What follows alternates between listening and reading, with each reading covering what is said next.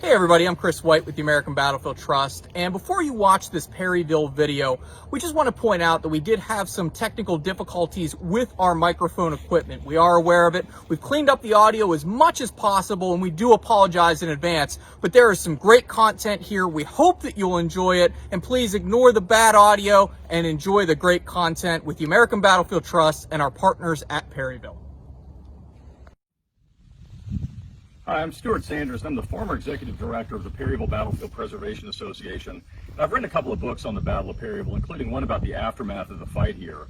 And one of the people who has interested me the most from studying the history of the battle was Mr. Henry P. Bottom, who owned this house at the time of the battle. Now, please note that the Bottom House is private property. We're here thanks to the permission and the generosity of the owner of the house.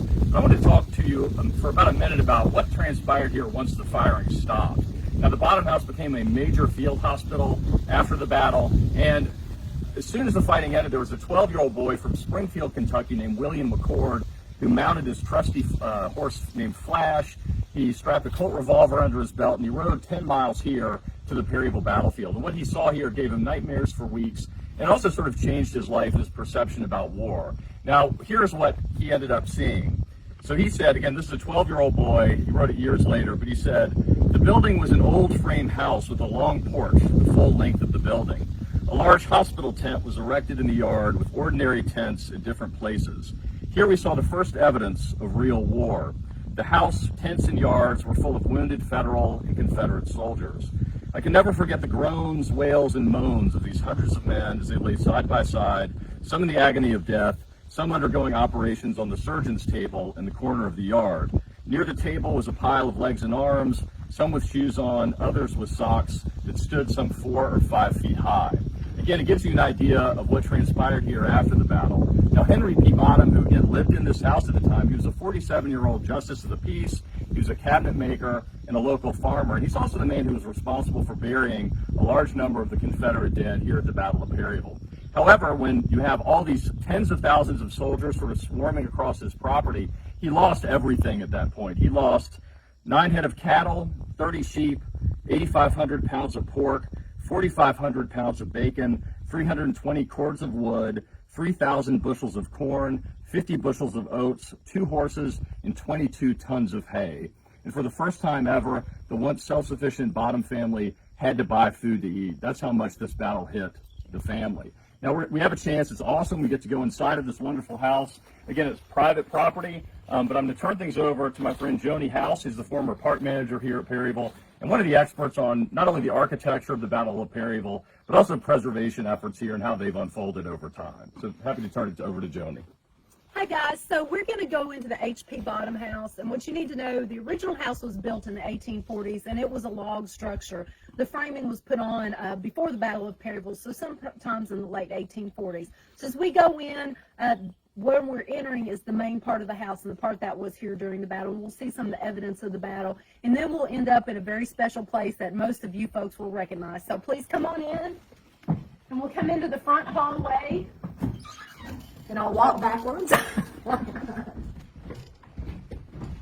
It's nice and cool in here. So one of the first things that you're going to notice is just the simple architecture of this house. Mr. Bottoms was a fairly well-to-do farmer, and this structure wasn't all that grand, but it was quite nice for the period and the time. Everything now is plastered and stuccoed, but this would have all been a double pin, what they call a double pin dog trot, which meant there was a log pin on this side and a log pin on this side, and this interior space that you're in would have been an open porch, or where the dog slept, hence the word dog trot. It's probably the coolest thing to show you guys is we'll go upstairs and see out that window where the 15th Kentucky position was. So if you will just follow me and we can check out some of the bullet holes on the way. Please be careful, these steps are extremely narrow.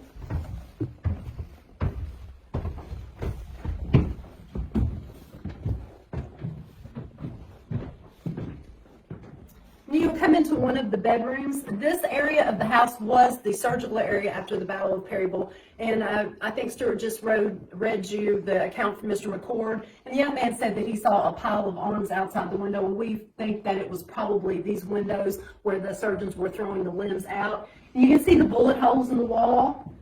This is evidence of the house really being between the lines, and when you look out this window, if you guys want to get a really good look at that, you can see the 15th Kentucky position very clearly. And so generally the house was truly caught between the Confederate and the Union Army. So all of the incoming bullet holes would have come from the 15th Kentucky as they shot down the hill. And now the house is used as Mr. Howeller's private residence. He's down here quite often, and we're very, very lucky.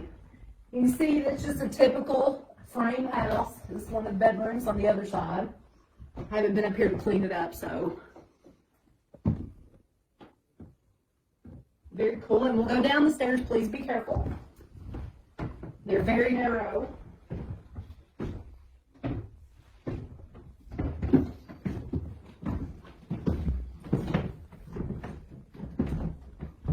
Yeah, and you have the great bullet holes in the wall. Again, this was the main part of the house, and this was the living area. Mr. Howeller's totally restored the house, so it is in great condition. Now, we'll go into the dining room area, but this is the 1880 addition to the house. And